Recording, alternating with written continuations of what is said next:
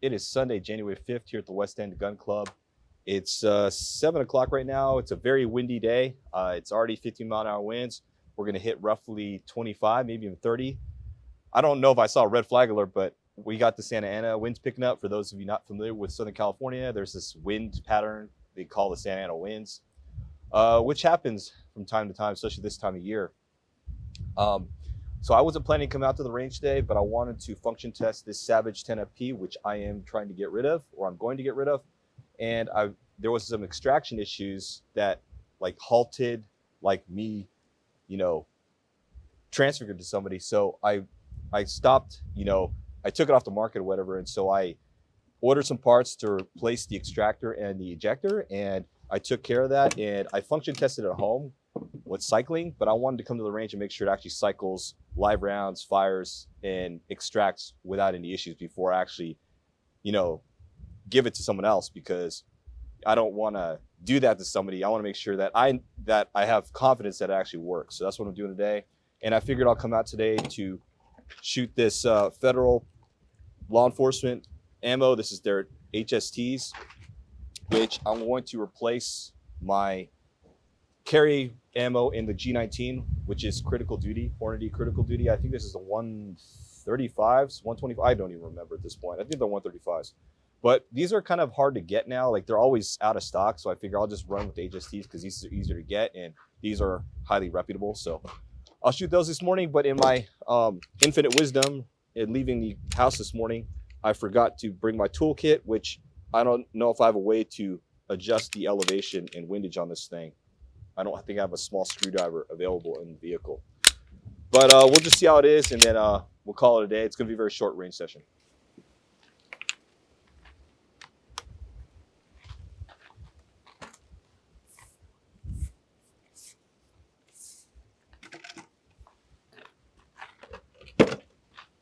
I'll try to get the chronograph relatively in line with the target. Doesn't have to be exact, but we'll get it kind of close. And we'll shoot over it roughly. We're just gonna get some velocities with the pistol ammo. And 600. Let's skip weight. All right. So I don't have a extra mag with me. Well, I do have an extra mag, but it's not empty. We're going to load up some of these HSTs. These are the 124 grain federal premium law enforcement.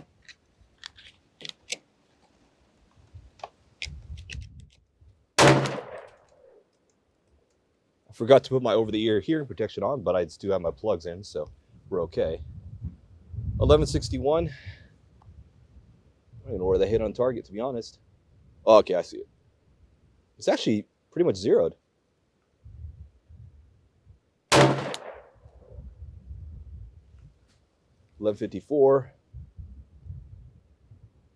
$11.83. Damn, the wind is blowing me off target.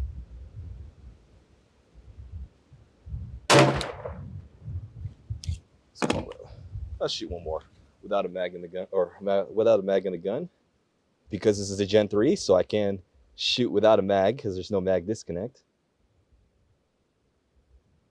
Well, a Gen 3 in California, so it's starting to confuse people, because in California, new guns that make the roster have to have a magazine disconnect. But of course, we all know magazine disconnects are pointless. And that brass hit me in the head. 1172. Let me take a look at the target real quick.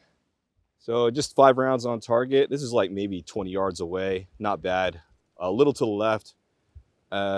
It's about where I was aiming. I'm aiming at the A. So just to the left, the elevation's good. So I guess we'll just keep this. I might adjust it right a couple if I can, or I'll just do it at home, a click or two. But we're good. I'll fire a few more rounds just to have confidence in it, and then I think we're pretty much done.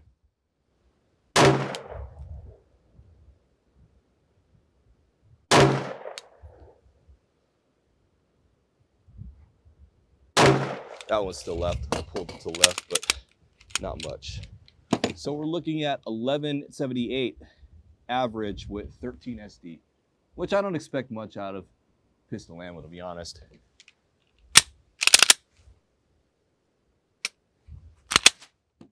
So I was unable to get the sights adjusted. That's the thing I hate about the Holosuns. At least not my Holosun, is that you can't use like the edge or the rim of a case to adjust the elevation or windage. At least with the Trigicons you can. So that's kind of one of the flaws with the Holosun. I don't know if they revised that in later ones. Mine is like 6 or 7 years old. So you kind of need the tool, which is kind of frustrating with these. But I'm gonna go ahead and just fire a few more rounds, and just so I have an idea that I know that I need to move it up or down. I was holding a little. I've shot 5 and they were to the left, and I shot another 5 and they were down and cut down the center. So I'm gonna just kind of shoot at the top of the A and see where we land. It is low to the left. I don't know if I'm dipping them right now, to be honest, because of the wind.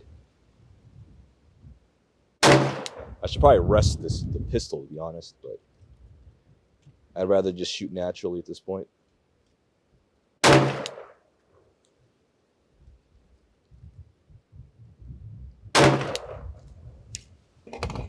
Take a quick look at that before I move on more.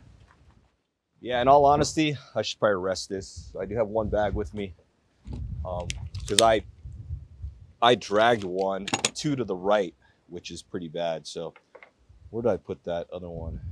Oh, I loaded it in there, sorry. So I should have 5 in here, I think. Do I have 5? I don't know. Might have 5. Let's go and arrest this.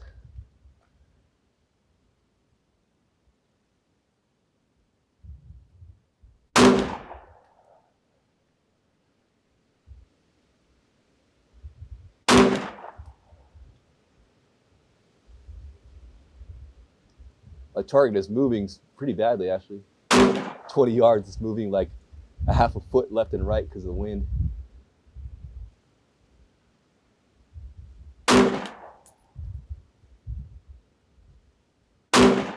All right, let's go take a look at that. It looks like we're pretty much zero, so I should just leave it. Like, I guess this was just me. This is me today and holding with the wind. And this is like my last, that was the first 5. This is like the second 5, and this is the third 5, which is horrible. And then I just decided to rest the gun, and you can see we're pretty much zero. I was aiming for this, and it's kind of like rocking back and forth like this. So I think we're good. So we got the federal HSTs taken care of in my Glock 19. So we're gonna just run through this gun, which, as I mentioned earlier, I was going to get rid of this rifle and then transfer it to somebody, but I was going to meet them, and before I did that, I did function tests, and it wasn't extracting. And it's like last year or 2 years ago, I had some extractor issues, cleaned it out, and everything was okay. But then I haven't shot in a long time, and I tried it last week or whatever at home just to make sure that it feeds and cycles, and it wouldn't extract brass. And I was like, what the heck's going on here? So I ended up getting some brand new extractor and ejector parts swapped out. They're brand new aftermarkets. And I was going to function test them. I function tested at home, but I wanted to live fire function test it here. I don't have a scope on it, but I noticed it was hanging up, coming off the mag. Like, it feeds, but then it doesn't get into the bolt face until you like rock it back. So there seems to be some kind of geometry issue, but I'm going to go and just pull the trigger under the berm here. Get this rifle down here, shooting in the berm. We cycle, extracts. And if you notice, the angle it takes into the chamber, it doesn't want to get into the bolt first, so you kind of have to pull back, and then it'll feed into the bolt. But if I pull that back, feed, it's jammed there, I let it rock back a little, then I can close it. That's an issue, and I'm not entirely sure what that is.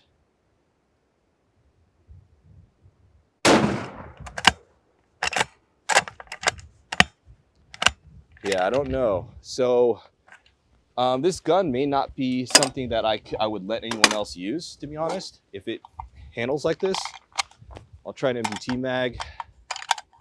I know it's doing with AIC or the Magpul mags. Yeah, it still hangs up. I don't know. At this point, I mean, this gun may not be usable in this fashion with this detachable mag.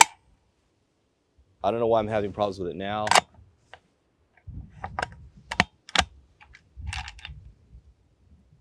Yeah.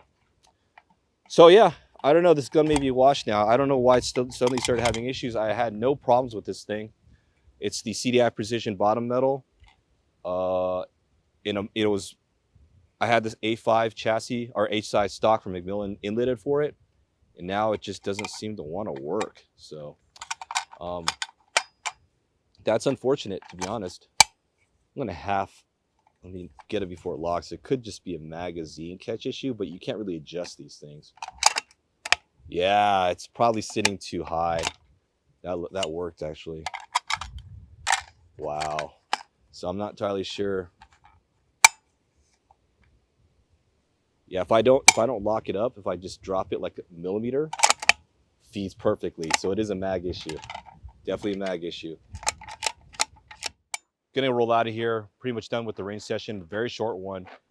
Got these Federal HSTs tested in my gun, my Glock 19, which is one of my carry guns, and it seems to be zero just fine. So we're gonna roll with it, and I'm gonna stop using Critical Duty from Hornady since like I said before, it's more expensive and it's usually out of stock everywhere. And I like to cycle through ammo every so often. It kind of sucks to not be able to get ammo when I need to.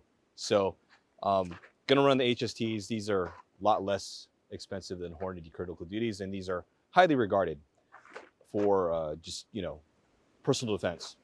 As far as my Savage, I don't know what I'm gonna do with it. I'm gonna talk to my gunsmith. He works here at the ranch, and see what he thinks. But I may just part this thing out, see if anybody needs a McMillan stock or whatever, and then the barrel should sell pretty quickly. Although I got to strip the paint off of it. It's got alumihide on it, so I don't know. Anyway, I'm going to roll out of here. It's already getting pretty windy. It's only not even 8 o'clock yet, but that's it for this range vlog. And just want to wish everyone Happy New Year. Hopefully everyone was safe and did okay coming through the holiday season, and start off 2025 on a good note. Hopefully I can run into some people at SHOT Show if anyone watches the channel or my vlogs. I know a couple people have come up to me during SHOT Show, and we've talked about the videos and stuff because they said they watch, so it's great. So hopefully I'll run into a SHOT Show. But that's it for today, Sunday, January 5th here at the West End Gun Club. Thanks for watching. I'll see you in the next vlog.